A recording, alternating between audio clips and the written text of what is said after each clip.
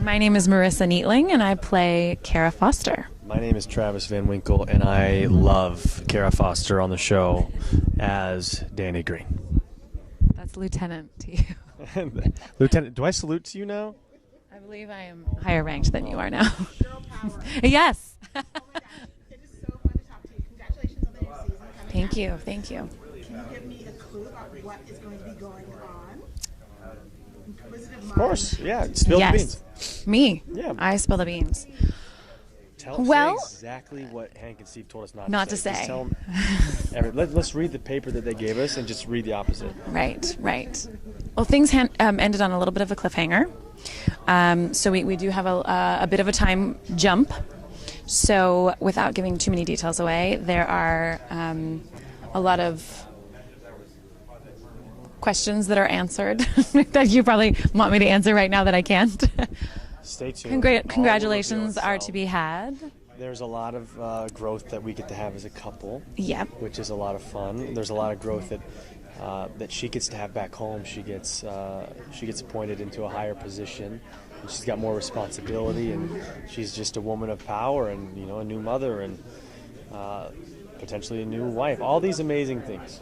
That is very short-lived, I would say, because this guy's ripped away from me. Yeah. So we spend some time apart this season, and it just taps into what really our military personnel they really experience. So we're just telling a truthful story this season. Yeah. So fans of the show were shocked about this. It seemed like it was happening, and everybody was going to be safe. And then all of a sudden, leaders became jerks and reporting it. So, what do you guys think about last season? Was it what you thought it would be? Because I thought it would be everyone would be safe, everybody would do the right thing, but humanity is not good. Well, I think that's what it taps into. It taps into this idea of what does power do to us. We all are we good people inherently, and then we get tested with given power. What do we do with it? And it really taps into that age-old question of, are we genuinely good underneath all this, or do we have a little mischief that's always one to come to the surface? And I think this season is again, we all get tested. And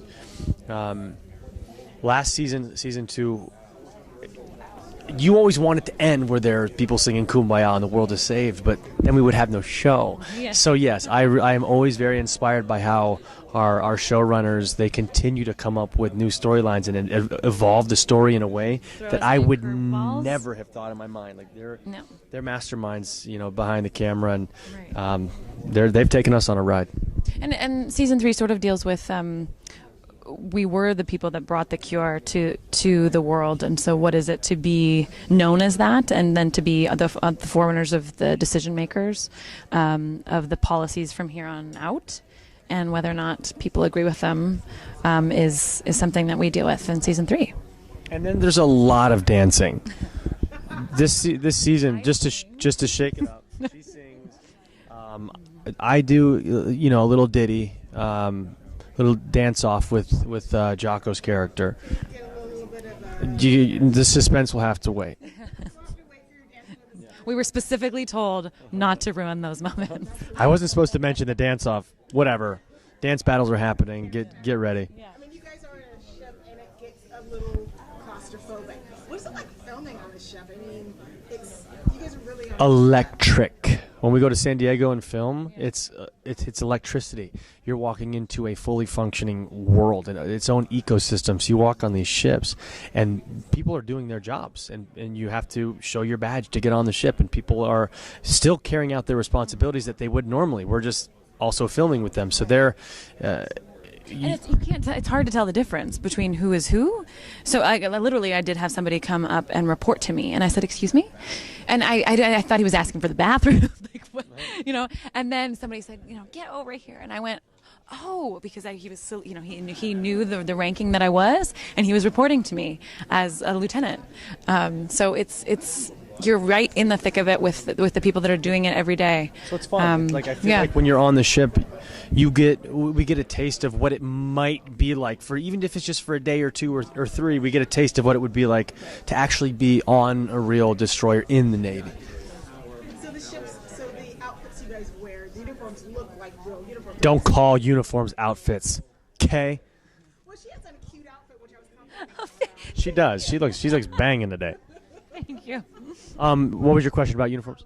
I didn't realize that they looked like real uniforms. I assumed since they were for TV, they made them look different, like when you do, so that people wouldn't be fooled. Nope. These are the authentic uniforms that we use. Although they have real women who are past a certain due date or point in their pregnancy are not allowed on board a ship. So I have actually, no, I don't exactly know how many days or weeks afterwards, There but are no carriages, baby rooms on board a destroyer. so in that sense, I've gotten to, the wiggle room that I was allowed last year for my baby bump. I don't know if the Navy really has uniforms that do that. But maybe they do. But tactical gear, when it comes to our equipment, when it comes to our uniforms, yes, everything is given to us from the Navy. So it's all legit, and we hope to do our best in representing the Navy. We hope that they're proud when they watch our show. Oh my gosh. To me, I watched the show, and it reminds me so much of Top Gun, which made me want to join the armed forces when I was in high school. So I can't imagine how many people are watching the show and thinking, I want to join. This looks awesome. Everyone's so pretty. Well, I don't know. That's why I want to join. That's why I want to join. I think if I have young girls tell me that. Yeah. That they yeah. whatever people are passionate about, if they follow their heart, if we happen to inspire them in some way to want to serve their country, then that's a beautiful thing. As long as we're inspiring positivity, then that makes me happy. And someone did come up to me last season and said they figured out I was on the show, and they said it's so nice to watch a show that deals with human kindness. And I thought, oh wow, like we do have a show where there's a lot of violence, but people are noticing that we're trying to do the right thing. Yep. Yeah. And they just wait till you see her character this year. Her intelligence really shines. There's a lot of moments where you go, damn, Kara's smart. So she gets a chance to shine this season, so check it out. One last question. Yes. Do you guys ever think to yourselves, I want to really immerse myself in the ship and like stay on the ship overnight? Would they allow you to do that? They have allowed a few people to do that. I got asked to do that last season, but scheduling-wise I couldn't. But I know Baldwin has. I know Dane has. People have. Yeah. I was never asked, and now I'm off the ship. So I was never. I think She wasn't cool enough. She didn't make the list. Yeah, but I would love to. Why? Yeah, absolutely. Just to see what that would feel like. Yeah. How can I see you guys at Comic-Con? yes. Chance to stay on the ship one night and really eat in the mess hall and do whatever it is people do on the ships. Well, Sounds good. we'll let you know. Thank you so much, and congratulations on the new season. Thank you. Thank you. Of course, you look pretty as always. You look really nice too. Come on.